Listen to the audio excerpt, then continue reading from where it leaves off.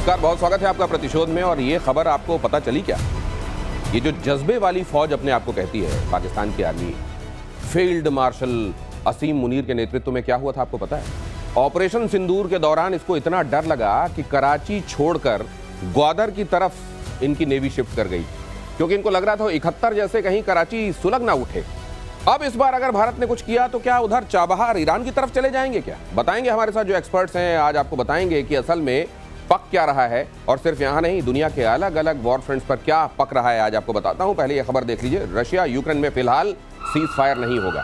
White house में Trump, Zelensky और European leaders की मीटिंग में सीज फायर पर सहमति नहीं बनी। मीटिंग में यूक्रेन की सुरक्षा गारंटी पर चर्चा हुई। ट्रंप ने मीटिंग रोककर पुतिन से फोन पर 40 मिनट तक बातचीत की। पुतिन और जेलेंस्की के साथ ट्रंप करेंगे त्रिपक्षीय शिखर वार्ता। अब सवाल यह है कि जब ये मीटिंग हो रही होगी और उसमें 40 मिनट अगर बीच में मीटिंग रोककर आप पुतिन से बातचीत कर रहे हैं, तो बाकी ये बताता है कि वहां जो मौजूद नहीं है उसका कितना बड़ा सिग्निफिकेंस है उसके मौजूद नहीं होने पर भी, कि 40 मिनट ट्रंप उनको फोन लगाकर बात कर रहे हैं। और दूसरे ये कि अगर सीज फायर नहीं हो सकता तो ये पूरी कवायद चल क्यों रही थी? क्या ये सुरक्षा गारंटी के नाम पर अमेरिका अपने जो हथियार बेचने का उसकी जो बॉटम लाइन थी उसको अचीव करने के लिए ये सब कर रहा था क्या? ये मीटिंग हुई क्यों और इससे अचीव किसको क्या हुआ और जेलेंस्की के हाथ में क्या आया? जरा जल्दी से पहले वो समझ लें। मार्शल पी के श्रीवास्तव मेरे साथ मौजूद हैं और जनरल के सिन्हा भी मेरे साथ मौजूद हैं। बहुत स्वागत है आपका सर। ये की क्यों थी मीटिंग? हथियार बेचने के लिए? नहीं, मीटिंग इन्होंने इसलिए की थी कि पुतिन के साथ जो मीटिंग हुई थी वहां पर जो चीजें हुई थी उसका अब ये एक तरीके से क्रियान्वयन हो रहा है। आप कहिए अब उसमें हो क्या रहा है कि सब लोग आना चाहते थे, बिकॉज उनका अगर हमने जेलेंस्की को अकेले छोड़ दिया तो पिछली बार जो वो फरवरी में जो जेलेंस्की के साथ खतरनाक सी घटना हुई थी, सूट को लेके इसलिए नहीं टोका गया क्योंकि बाकी लीडर्स भी गए, सब साथ में आए और इस बार इन्होंने सूट पहना भी, उस पर भी बात हुई। हम पूरा इसको कल रात को देख रहे थे। लेकिन जो बॉडी लैंग्वेज थी, ट्रंप ने एक बात खास बता दी कि अब कोई सीज फायर नहीं होगा, पीस डील होगी।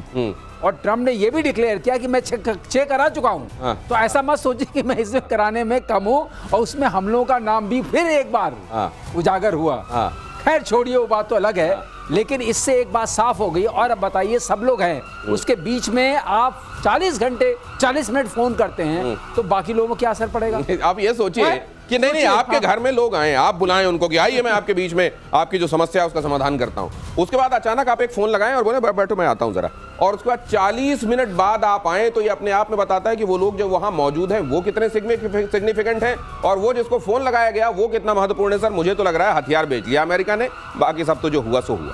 बहुत सही कह रहे हैं। देखिए खबर आ रही है $90 बिलियन। हाँ बताइए, इसकी आवाज आ रही है ना, और $90 बिलियन हथियार ही हैं, और वो कह रहे हैं वो पूरा का पूरा यूरोप करेगा उसका बंद। तो उनके दोनों हाथ में लड्डू है। यूक्रेन के पास तो दौड़ी भी नहीं है, कौड़ी भी नहीं है कि दे दे इनको।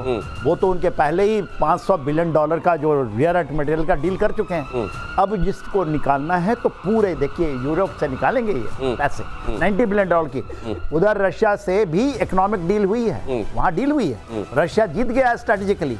वो तो चाहता था, क्योंकि उसके ये भी कंसर्न है स्ट्रेटेजिकली, वहाँ हार हुई है, वहाँ डील कर लिया उन्होंने। मुझे तो एक चीज लग रही है सर कि कहीं किसी यूरोपियन लीडर ने पूछ ना लिया हो कि क्या वाकई वो कोई लुक अलाइक था, डुप्लीकेट था क्या पुतिन का? क्योंकि अगर इतनी देर आप मिल ही लिए थे अलास्का में, तो फिर 40 मिनट तक फोन पर बातचीत क्यों करते रहे? अगली खबर देखिए, जेलेंस्की के सामने ट्रंप ने फिर बघारी शेखी, दुनिया में 6 युद्ध खत्म कराने का दावा किया, भारत पाकिस्तान युद्ध का भी जिक्र किया। अब इनको सर ये एक माला ले लेनी चाहिए और उसके मन के मतलब 6 वाला मन का या 12 वाला मन का उसको फेरते रहना चाहिए। तो कह रहे हैं 6 वाले को 108 बार। हाँ 108 बार। हम लोगों की क्या परंपरा है, अगर आप इतनी प्रयत्न करेंगे तो शायद बाद में हम ही मान जाएं कि भाई साहब आप ठीक कह रहे हैं। लेकिन एक बात है जो बताया जनरल सिन्हा ने, कि वो ट्रंप ने साफ साफ कहा during the press conference Zelensky के मुंह पे कि मैं कोई भी हथियार मुफ्त नहीं दे रहा हूं।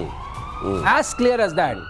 नाटो खरीदेगा, हम बेचेंगे और आपको पहुंचेगा। तो इसमें कोई शक नहीं है कि अब कोई भी चीज मुफ्त में नहीं मिलेगी अमेरिका से। दो ही लोगों ने खुल के कहा कि भाई ऐसा है कि पीस सीज फायर तो कराइए, वो जर्मन चांसलर हैं और एक ये मैक्रॉन फ्रांस के प्रेसिडेंट। बाकी लोग तो एक तरीके से टो लाइन कर रहे थे।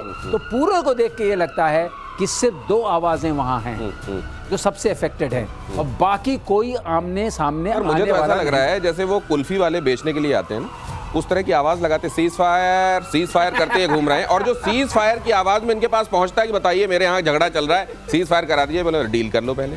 ये सीज फायर के आड़ में डीलिंग चल रही है, आप ये देख लीजिए। और उसमें इनको नोबेल प्राइज भी चाहिए, ये भी तुर्रा उसके ऊपर पहले चाहिए। अब वो भी चाहिए, वो बल्कि पहले चाहिए। और ऑपरेशन सिंदूर को लेकर पाकिस्तान नेवी पर बड़ा खुलासा जरा देख लीजिए। भारत के हमले के डर से कराची से ग्वादर भागी थी पाकिस्तान की नौसेना। सैटेलाइट तस्वीर से पाकिस्तान नौसेना की पोल खुली है। पाकिस्तान की नौसेना ने कराची बंदरगाह को खाली कर दिया था, सभी युद्धपोत को कराची पोर्ट से हटा लिया था। पाकिस्तान ने कई युद्धपोत ग्वादर पोर्ट भेज दिए थे। अगर आप नक्शा देखेंगे, जरा गौर से देखिएगा, तो आपको दिखाई देगा कराची पोर्ट। उससे थोड़ा अगर और आप वेस्ट वर्ड चलेंगे, पश्चिम की तरफ, तो आपको दिखाई देगा। अब ये उस समय ये जो तस्वीरें आपके सामने हम रख रहे हैं, असल में उसमें ये यहाँ तो कुछ सांकेतिक तस्वीरें, लेकिन असल में वहाँ जो हुआ है वो ये हुआ है कि कराची से ग्वादर की तरफ शिफ्टिंग। उसी में अगर आप और आगे निकल जाएंगे तो उधर ईरान चाबहार आ जाता है। तो क्या इस बार जब मार पड़ेगी तो क्या ईरान कहेगा कि तुम्हारे एयर स्पेस का यूज करके जब ये चल रहा था ईरान इजराइल, तब तुमने बड़ा हम पे कहर ढाया, अब हमसे तुम मदद की उम्मीद कर रहे हो, चाबहार इधर आ भी मत जाना। आप जरा देखिए, यहाँ पर हम आपको दिखा रहे हैं, ये इसलिए क्योंकि 1971 में कराची किस तरीके से जला था और हफ्तों जलता रहा था, ये पाकिस्तान के पास एक्सपीरियंस है। और इस बार ये भी समझा जा रहा था कि जो बहुत दिनों से नेवी कह रही है कि हमारा ड्यू है, प्लीज दीजिए हमको भी थोड़ा हाथ साफ करने दीजिए, शायद इस बार हाथ खोल दिए जाएं नेवी के। इसी डर की वजह से कराची से ग्वादर की तरफ शिफ्ट हो गए, ये सोचकर कि ग्वादर में इन्वेस्टमेंट चाइना ने ज्यादा किया है, हो सकता है कि वहां पर हमला करने के पहले भारत 1-2 बार सोचे कि यहां पर मारें कि नहीं, क्योंकि यहां चाइना से फिर कहीं उलझन ना हो जाए। ये जो वहां गणित लगाई जा रही है, भारत इतनी गणित लगाएगा नहीं। अगर उसको चाहिए होगा ग्वादर, तो ग्वादर पर भी हिट करेगा। मैं ठीक कह रहा हूं सर? एब्सोल्युटली। देखिए, आईएनएस विक्रांत स्ट्राइक ग्रुप था और आप 7 से 10 तारीख को 36 हमारे जिसके अंदर में ये स्ट्राइक ग्रुप था, इसको हम फुटेला कहते हैं। उसके अंदर 6 सबमरीन नीचे, उसके अलावा उनके डिस्ट्रॉयर थे, फ्रिगेट थे, एंटी सबमरीन 36 एक छोड़ दे। और ये भाग खड़े हुए, कहाँ भागे? आपने कहा गोदार, और फिर भागे चाबहार। तो गोदार में जब निकले, वो जाके छिपना चाहे चाइना के जो उन्होंने बनाया है, छोटा मोटा जो कुछ बना लिया है, मगर वहाँ पर अमेरिकन एसेट भी गया था। आपको याद होगा F-16 गए थे, उनके जितने भी गए थे, बाद में वो आगे लेकर आए। तो ये जो चीज़ है वो खुल के आ रही है सामने।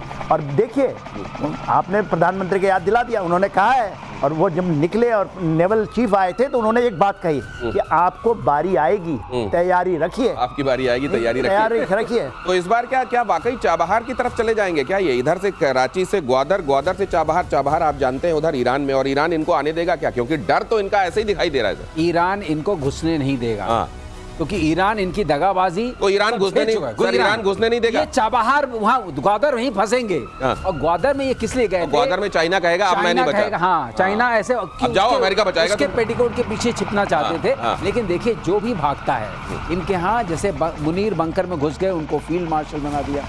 अब ये भी भागी यहाँ की नौसेना, इनको भी कोई मेडल मिलना चाहिए भाई, ये भी डिजर्व करते हैं, ये भी तो भाग गए थे। भागने पर इनाम मिल रहा है, बंकर में छिपने पर इनाम मिल रहा है, बंकर में छिपने पर फील्ड मार्शल बना दिया जा रहा है, तो फिर इनको भी तो इनाम मिलना चाहिए। और पीओके में मुनीर और शहबाज की नीतियों का घनघोर विरोध चल रहा है। गिलगिट बाल्टिस्तान में लोगों का प्रदर्शन, सीपेक के खिलाफ लोगों में भारी गुस्सा है। कारोबारियों ने शोषण का आरोप लगाया है, कहा कमाई का बड़ा हिस्सा चीन को चला जाता है, बचे हुए हिस्से में पाकिस्तान सरकार मोटा टैक्स वसूल लेती है, हम क्या खाएं क्या कमाएं, ये कहा जा रहा है। यहाँ के व्यापारियों का कितना बड़ा विरोध प्रदर्शन। अब देखिए, अब जिस सीपेक की बात की जा रही है, उसी सीपेक का एक सिरा है वो ग्वादर पोर्ट, जिसके बारे में मैं आपसे बात कर रहा था। उसका एक छोर समझ लीजिए वो ग्वादर पोर्ट है। अब अगर एक जगह जाकर ये ग्वादर पोर्ट की आड़ लेकर, चाइना की आड़ लेकर खुद को छिपाते हैं, तो दूसरी तरफ चाइना के ही खिलाफ पाकिस्तान के भीतर कितना जबरदस्त विरोध प्रदर्शन है, ये भी आप देख लीजिए। तो ये जो पाकिस्तान के अंदर ये जो डबल वेमी है ना, ये जो दुधारी तलवार, और ये इसके लिए खुद जिम्मेदार है। ये उधर अमेरिका से भी सेटिंग रखते हैं, चाइना से भी सेटिंग रखते हैं, और इधर आप देख ही रहे हैं, यहाँ पर ग्वादर की आड़ भी लेना चाहते हैं, उधर इनके लोग परेशान भी हैं। इसके लिए पाकिस्तान खुद जिम्मेदार है। सर, ये तो बिल्कुल सही है। पाकिस्तान में जो खैबर पख्तूनख्वा या आप बलूचिस्तान को देख लीजिए, चाइनीज सीपैक को लेके बहुत गुस्सा है, क्योंकि उनको ये पता चल रहा है कि हमारी सारी चीजें लेके जा रहे हैं, हमें एक्सप्लॉइट कर रहे हैं, और जो पैसा बन रहा है वहां से लोग ही लोग दिखाई दे रहे हैं सर। बहुत लोग हैं, और इनके हाथों में तो बंदूक भी दिखाई दे रही है। सारे लोग खिलाफ है। और ये जो आप देख रहे हैं, इसमें एक बात और है, जो पैसा वहां से थोड़ा बहुत बचता है वो पाकिस्तानी आर्मी के जनरल्स खा जाते हैं, जो पंजाबी प्रोविंस के हैं। तो एक तरीके से जो हम हमेशा कहते हैं कि ये जो अंडा फूटने वाला है, या Pakistan is on tipping point to break up, implode करेगा, उसमें ये सब रीजंस हैं। लेकिन सर मुझे एक चीज और लग रही है, जब ये सब हो रहा है गिलगिट बाल्टिस्तान में, तो अमेरिका इसको बड़े ध्यान से देख रहा होगा, जो चाह रहा है कि बलूचिस्तान से जाकर वो रेयर अर्थ मेटल और वगैरह ले। बिल्कुल सही कह रहे हैं, दिखाई दे रहा वो भी देख रहा होगा कि ये इनको नहीं कंट्रोल कर पा रहे हैं, तो वहां कैसे होगा। जनरल सिन्हा, इसमें कोई लर्निंग है क्या अमेरिका के लिए? अरे पूरी लर्निंग है। देखिए गिलगिट बाल्टिस्तान में हो क्या रहा है, गिलगिट बाल्टिस्तान में सस्काम वैली, सस्काम का वैली, हाँ वो जो उन्होंने चाइना को दे दिया, चाइना को दे दिया था 63 में, 62 के बाद। वहां पर जो ये चेक पॉइंट बनी हुई है, उस चेक पॉइंट के अंदर में इमिग्रेशन का चेक पॉइंट है। एक गाड़ी नहीं, क्या कहते हैं ये, वहां कहते हैं जो गाड़ियां चाइना से आती है कोई चेक नहीं होती उसकी। अच्छा। जो यहाँ से पाकिस्तान की तरफ से जाती है, बोलते इतने तंग करते हैं वहां के व्यापारी, इतने तंग करते हैं, और इसमें मिली भगत है पाकिस्तान आर्मी। तो जो मेन मुद्दा है, और गिलगिट बाल्टिस्तान में 2000, ये देखिए जो सीपैक है 2700 किलोमीटर का है, जिसमें कि आधा चाइना में पड़ता है, आधा इनमें पड़ता है। ये केवल गिलगिट बाल्टिस्तान का मेजर हिस्सा है और बलूचिस्तान का मेजर, और दोनों इतने डिस्टर्ब है, और बीच का हिस्सा खैबर पख्तूनख्वा वो। तो ये जो प्रोजेक्ट $70 बिलियन ने चाइना ने मान लिया है, एक पैसा नहीं दिया, इस बार मुहैया नहीं करवाया। इस साल जो है उनके प्रोजेक्ट में एक पैसा नहीं लगा है, वो डूब चुका है, और ये चाइना मानता है। ये चाइना अगर मानता है तो आप एक बात और भी ये समझिए कि ये चाइना ये भी देख रहा है कि ये मेरा इतना माल डकारने के बाद अब अमेरिका से कुर्बत बढ़ाने में लगे हुए हैं, और अमेरिका को भी ये दिखाई नहीं दे रहा है कि जो उनका सगा नहीं हुआ है वो मेरा सगा कैसे हो जाएगा। और पास्ट में भी तो उन्होंने दिखा दिया था 9/11 कहां से हुआ था, उसके बावजूद अमेरिका ये कर रहा है। ट्रंप की अपना रिस्क और अपना जोखिम है। अगली खबर यह है कि गाजा में इजराइल के सामने हमास का सरेंडर, युद्ध विराम प्रस्ताव पर हमास की सहमति। नेतन्याहू ने अभी नहीं खोले हैं पत्ते। गाजा में 22 महीने से जारी है युद्ध। अब जब वहां पूरा सब कुछ समतल करने में इजराइल लग गया है, इजराइल ने कहा है कि यहाँ कुछ बचेगा नहीं, इस पट्टी को एकदम पट्टी ही बना देंगे, सब कुछ समतल बना देंगे। तब वैसे में हमास अगर अब वो एक गजल की लाइन मुझे याद आ रही है कि अब मेरे पास तुम आई हो तो क्या आई हो, मैंने माना कि तुम एक पैकरे रानाई हो, अब मेरे पास तुम आई हो तो। अब इस जंक्चर में आप जाकर युद्ध विराम की बात कर रहे हैं, और नेतन्याहू कह रहे हैं कि अब हम अपने हिसाब से देखें। नहीं, देखिए अब 25% कुछ बच गया है, 20-25% जो उनके कब्जे में थोड़ा बहुत माना जाता है। लेकिन अभी भी हमास ये कह रहा है कि हम जो उनके पास होस्टेजेस हैं उनको धीरे धीरे छोड़ेंगे। तो ये तो नेतन्याहू को नहीं पचेगा, और ये बात पक्की हो चुकी है, जब तक नेतन्याहू उस 45 मील लंबे और 12 मील चौड़े एरिया को पूरा कवर नहीं कर लेते, वो छोड़ेंगे नहीं। इसके लिए उन्होंने 1 लाख सैनिक भी तैयार कर रखे हैं, हर 1 किलोमीटर के बाद लगेंगे, जितने सब तैयार है, पूरा कब्जा होगा।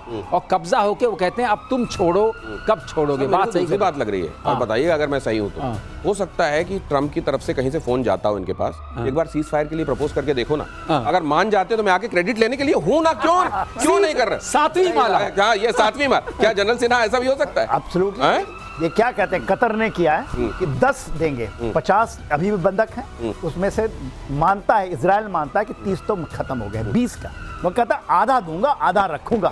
हाँ, और ये उनको ट्रंप साहब को लगता है कि देखिए उनका तो ये रिसोर्ट बनना है ना पूरा का पूरा, तो उसके पहले कोई डील हो जाए, कोई नाम आ जाए, अवार्ड मिल जाए।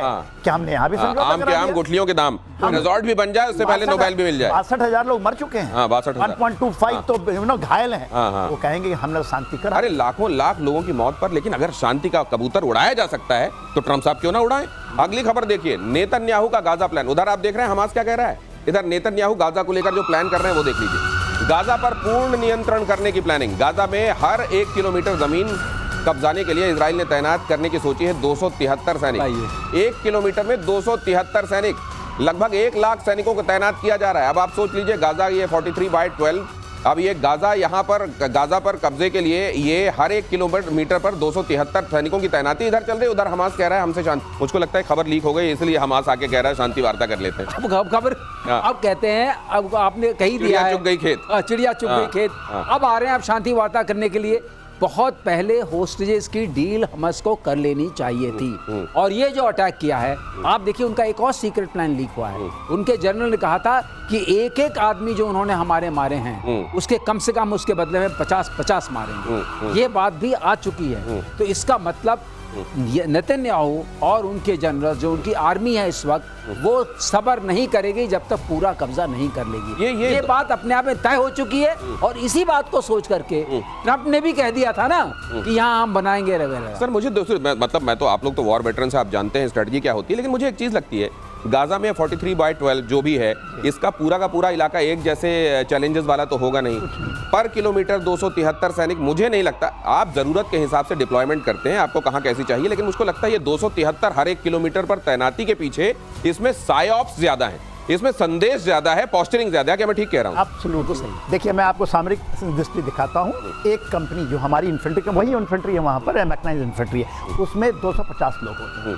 जब एक कंपनी देखती है exactly in CICT and absolutely जो ये, उसमें आप 5 से 6-7 किलोमीटर के इलाके को देखते हो, उससे भी बड़ा आपका जो एरिया ऑफ रिस्पॉन्सिबिलिटी होता है जो ऑपरेशन करने का, उससे 12-13 किलोमीटर दिया जाता है। और हम लोग तो कंपनी कमांडर हैं, हमने किया हुआ है। प्लाटून को भी, एक प्लाटून में 30 आदमी होते हैं, उसको भी इतनी छोटी 1 किलोमीटर नहीं दी जाती, क्योंकि आप देखिए ट्रुप की डेंसिटी को जो, तो एक चप्पे पे एक आदमी खड़ा कर देंगे। यदि आप करेंगे ना 10-10 मीटर पे एक सोल्जर खड़ा होगा बंदूक 10 मीटर पे। अब आप सोचिए ना, तो मतलब इसमें इरादे ज्यादा दिखाई दे रहे हैं। आप बताए ना, 1 किलोमीटर स्क्वायर किलोमीटर में तो 10-10 मीटर पे एक बंदा खड़ा है, उसकी रेंज जो होती है 300 मीटर की होती है उसके बंदूक की या उसके गोले मारने की। तो ये मतलब आप ये कह रहे हैं सर, हमास का बैक्टीरिया भी नहीं बचेगा अभी? कुछ नहीं बचेगा, कुछ नहीं। यहाँ पर जो आप जिस तरीके के सूडान जा रहे हैं, सूडान, साउथ सूडान जा रहे हैं। अब वो साउथ सूडान जा रहे हैं, कहीं ना कहीं से तो खैर वो उनका चलता ही रहेगा, क्योंकि ये जो दुनिया में ये इस तरीके के पलने वाले जो इकोसिस्टम है वो भी कहीं ना कहीं से चलते रहते हैं। लेकिन वहां से नहीं जहां से अब तक चलता रहा है। नेतन्याहू ने अपने दिमाग में ये क्लियर कर लिया और किम के ऑर्डर से अगले वॉर फ्रंट पर चलिए जरा। किम के ऑर्डर से सकते में अमेरिका, किम ने कहा धड़ाधड़ बनाओ परमाणु हथियार। ऐसा हो गया जैसे ये परमाणु हथियार ना हुए पापड़ बन रहे हो, जैसे ये धड़ाधड़ बनाओ, बेलते चलो। किम जोंग उन का बयान ऐसे वक्त में आया है जब साउथ कोरिया और अमेरिका ने सैन्य अभ्यास करना शुरू कर दिया है।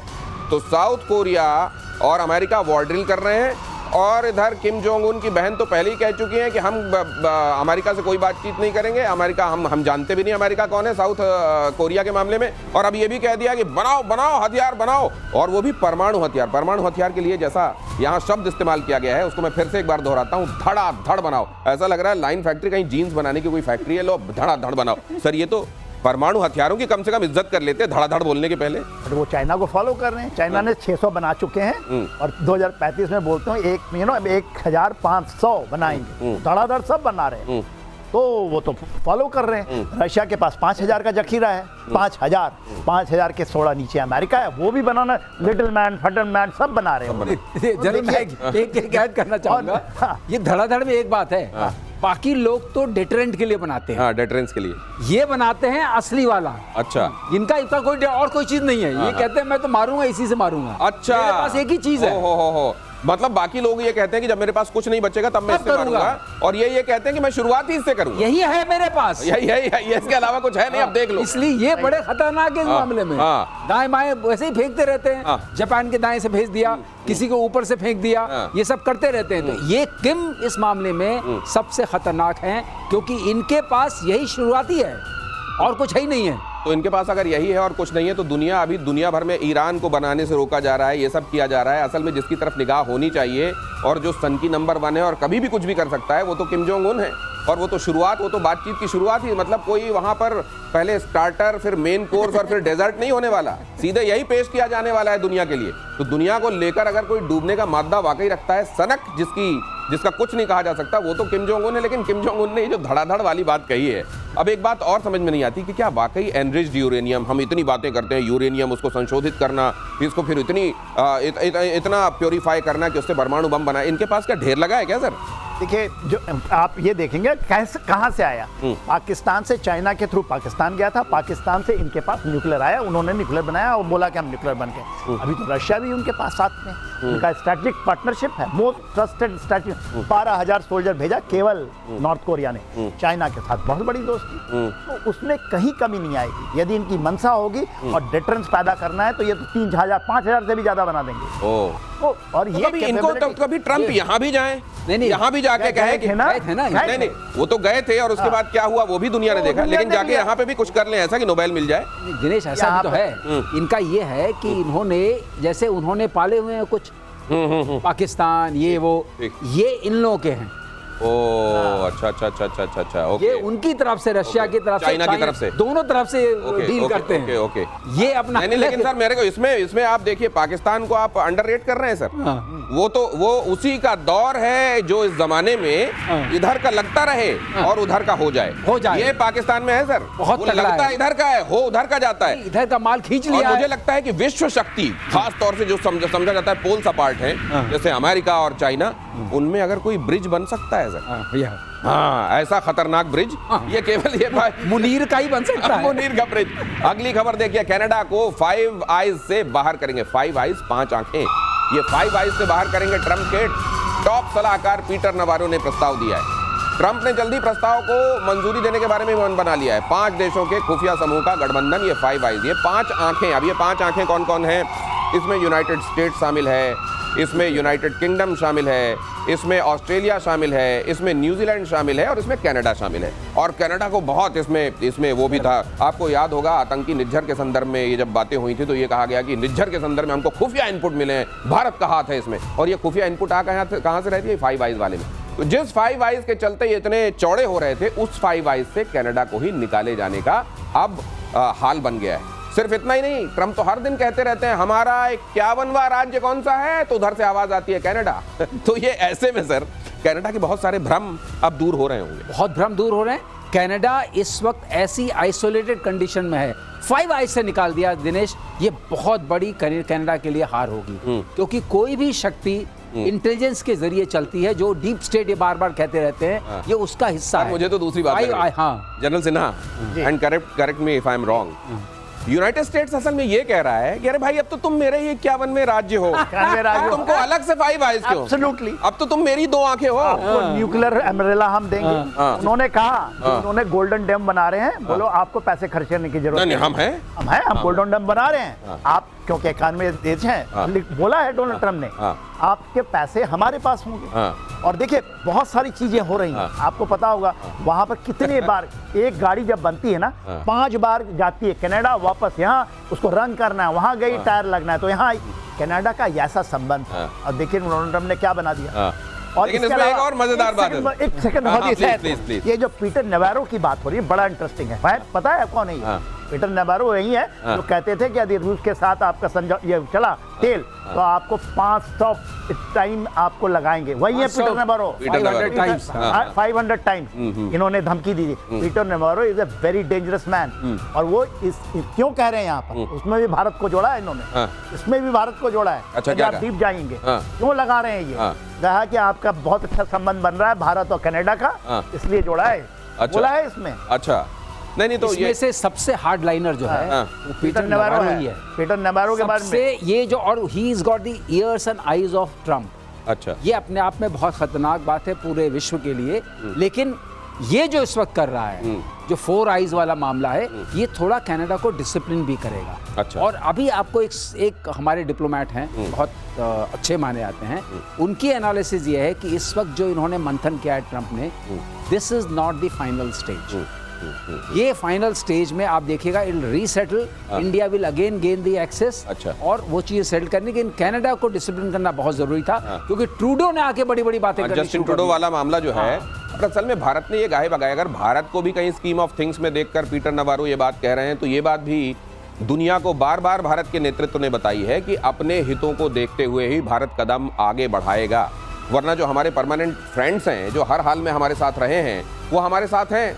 वरना दूसरों के बारे में हमेशा से ही यही रवैया है, आओ तो वेलकम, जाओ तो भीड़ कम। अगली खबर यह है, अमेरिका के आगे खमेनेई का सरेंडर। परमाणु कार्यक्रम से ईरान ने लिया अब तक का सबसे बड़ा यू टर्न।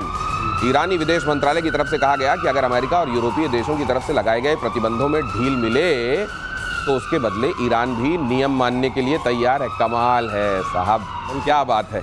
ऐसे में ही गुड मॉर्निंग कहने का दिल करता है। बहुत बढ़िया। अचानक आप पता नहीं, मुझे वो देखना पड़ेगा सर, वो कौन सा वृक्ष है बरगद का, ईरान में कहीं है तो देखना पड़ेगा, जहां अचानक ये समाधि में गए होंगे और उसके बाद इनको ख्याल आया होगा कि चलो ईरान की इतनी दुर्गत करा दी, सब करा दिया, उसके बाद कह रहे हैं अगर वो सैंक्शंस पे विचार करें तो हम भी अपना रवैया लेकिन इसमें दिनेश हमारा भी हित है। हाँ, अगर वो इनके वजह से सैंक्शन हटता है हम भी इनका तेल ले लेंगे। हाँ, हमें भी तो तेल चाहिए। सही बात। तेल के लिए एक और कंट्री बन जाएगी। वेनेजुएला भी कोई थोड़ी बात मान ले तो वहां से भी थोड़ा तेल मिल जाएगा। तो बेसिक आइडिया ये है कि अगर ये जो रीबैलेंसिंग और रीसाइजिंग हो रही है ग्लोबल, उसमें इन्होंने ये बात ऐसी की है जिसका मैं एक तरीके से स्वागत करता हूं कि देर आए दुरुस्त आए। अब इनको समझ में आ गया है कि काम नहीं चलेगा। तो मतलब ये जो कहा जाता है रशिया के साथ, देखिए जोड़िए, रशिया की ट्रम्प के साथ जो चल रही है जोड़ तोड़ और सांठगांठ ऐसी लग रही है कि पक्की बन गई है। तो ईरान ने कहा अब मौका आ गया, अब मौका आ गया है, अब मैं थोड़ा नेगोशिएट कर सकता हूं। नहीं, लेकिन सर एक चीज और है, मुझको ये लगता है कि जो कहा जाता है कि सैंक्शंस जो हैं उनके अगर बहुत दिनों तक लगा दिए जाएं तो उसके साथ भी मुल्क रहना सीख लेते हैं। देख लीजिए ईरान को, देख लीजिए रशिया को, लेकिन ऐसा नहीं है सर, उसका कहीं तो असर होता है। इसीलिए हाँ, बहुत बड़ा असर है। देखिए इनके पूरे एसेट फ्रीज हुए हैं, ऐसे फ्रीज हैं। वो चाहते हैं $300 बिलियन रशिया का फ्रीज है, वो भी पुतिन ने वहाँ कर लिया डील कि वो छोड़ा जाएगा। इनके ज़्यादा हैं, $700 बिलियन के आसपास का है इनका फ्रीज किया हुआ। इसके अलावा वो पहले की, क्योंकि इनकी इतनी अच्छी दोस्ती थी अमेरिका और इसके बीच में, इसराइल के साथ भी दोस्ती थी। आज जो बात हो रही है, केवल मैं एक चीज़ जोड़ना चाहता हूँ, जो 6 लड़ाइयों की बात हो रही है ना, उसमें इराक और इसराइल की भी लड़ाई का एक है। 5 है, छठा ये है, ये माला वही है कि हमने यहाँ पर शांति करा दी, वो भी है। छठा ये है, और 7वां हो जाएगा आपका यूक्रेन और रशिया, वो भी है। उन्होंने पहले अपना क्रेडेंशियल रखा, सीवी रखा कि देखिए 6 करा चुका हूँ, 7वां मैं करा लूंगा। नगोर्नो कराबाख इसके ऊपर धमकी भी दी कि अगर आप बात नहीं माने फिर समझिए। नहीं, ये लेकिन उस तरह का मुझको याद आता है सर, कुछ लोग जो पढ़ाई लिखाई ऐसे ही करते थे और जाके वो एग्जाम नोट शीट पे कुछ लिख के आ जाते थे, फिर वो नंबर जोड़ रहे होते थे। नहीं, इसमें ठीक है वो नहीं लिखा है, लेकिन कुछ तो लिखा है, इसका आधा नंबर तो दे ही देगा। इस तरीके से मुझको लगता है ये पीस, नोबेल पीस के लिए भी इसी तरीके से जोड़ रहे हैं। अगली खबर देखिए, बीजिंग में विनाशक हथियारों की परेड, सैन्य परेड रिहर्सल में hypersonic missile, laser tank, drone शामिल। YJ सीरीज की एंटी शिप मिसाइलें भी दिखाई गई। चीन बीच बीच में सर अपने फैंग्स दिखा देता है। ये शिप वाले anti ship missile, Y series जो कहलाती है इनकी। और वाई सीरीज में ये अभी क्या, ये इनका दूसरा विक्ट्री परेड है बाय द वे।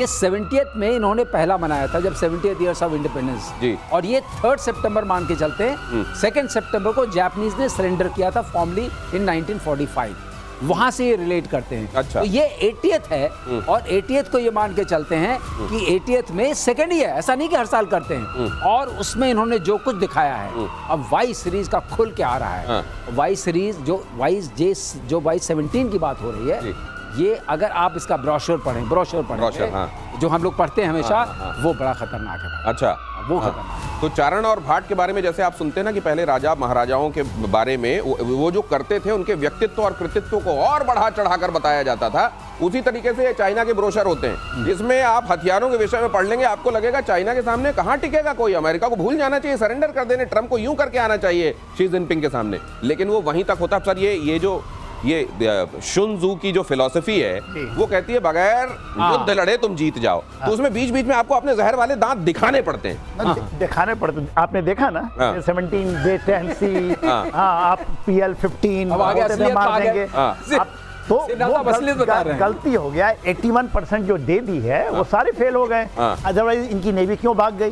उन्होंने तो उनको बोला ना कि सबमरीन भी दिए हैं, 4 तो आप कल बता रहे थे, 10 और देंगे, 3 आ गया है, 10 और आसपास। उन्होंने फ्रिगेट दे रखा है, पूरा फ्रिगेट। क्यों भागे?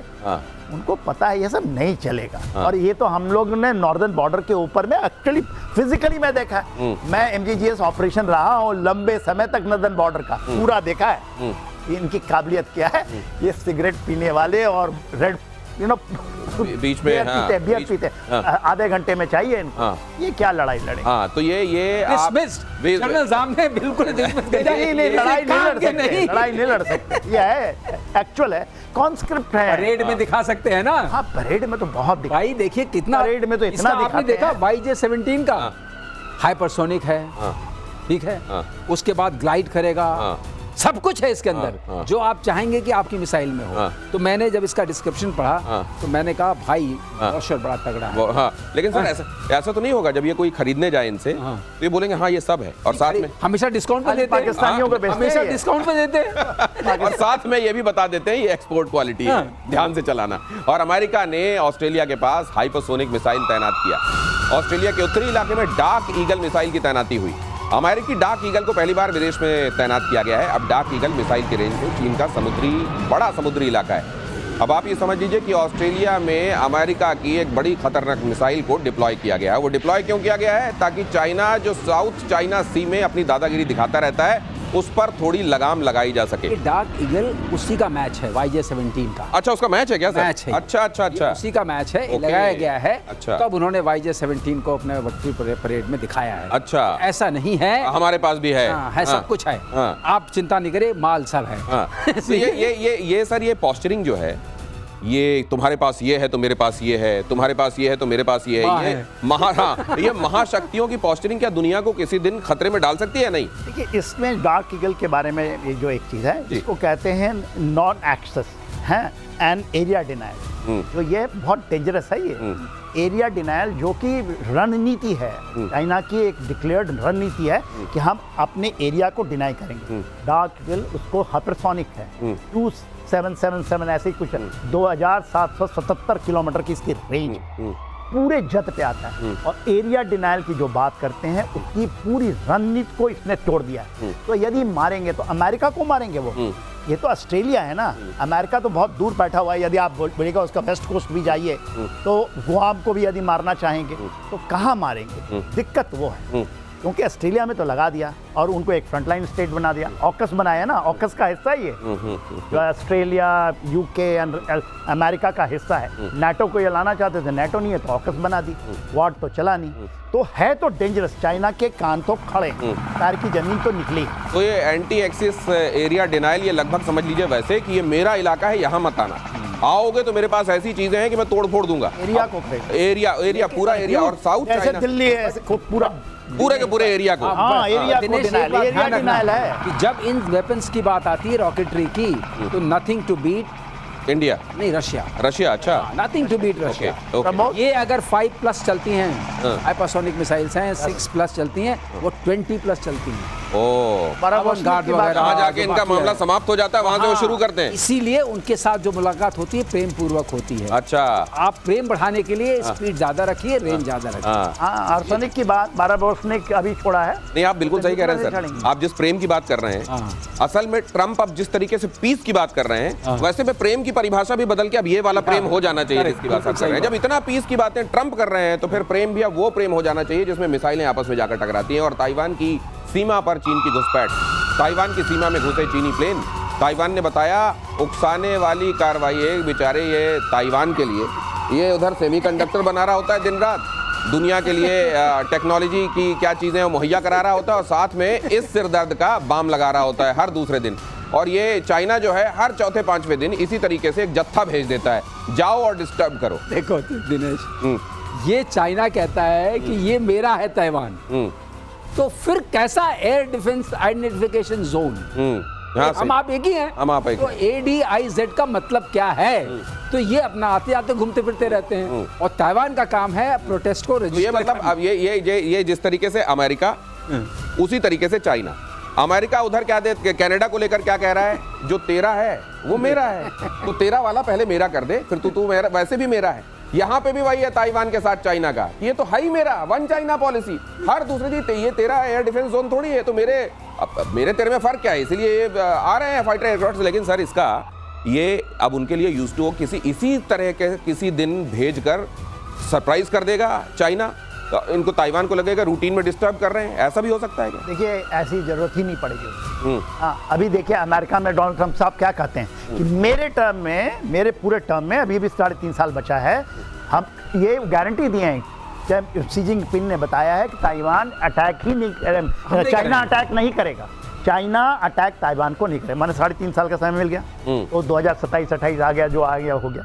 दूसरी बड़ी बात जो होता है, ली उनके पास जाने थे, वो गए साउथ अमेरिका में गए, मगर उन्होंने उनसे मिलने से तो जो स्ट्रेटेजिक उनकी एम्बिग्युटी है उसके साथ लगाते हैं कि कभी नहीं इनके साथ आएंगे, वो सर नहीं मारेंगे, वही हाल होगा जो यूक्रेन में तो चले भी गए थे। अच्छा, मगर ये नहीं जाते वहाँ। तो ये हमेशा ये दिनेश सब बात पता और है। कहता हूँ आपके माध्यम से, ताइवान को जीतना इतना आसान नहीं होगा, वो उतने ही उलझेंगे फंसेंगे जैसे कि अमेरिका वियतनाम में फंसा था और रशिया एक ये आपने कई बार बात कही है कि जैसे हाथी की सूंड में अगर चींटी चली जाए तो उसका मरना तय हो जाता है, उसी तरीके से ताइवान को छोटा समझकर, अपने आप को बड़ा समझकर चाइना ये गलती करेगा, नहीं करेगा तो भुगतेगा। और अजीत डोभाल से मिले चीनी विदेश मंत्री, सीमा पर शांति को लेकर बातचीत हुई।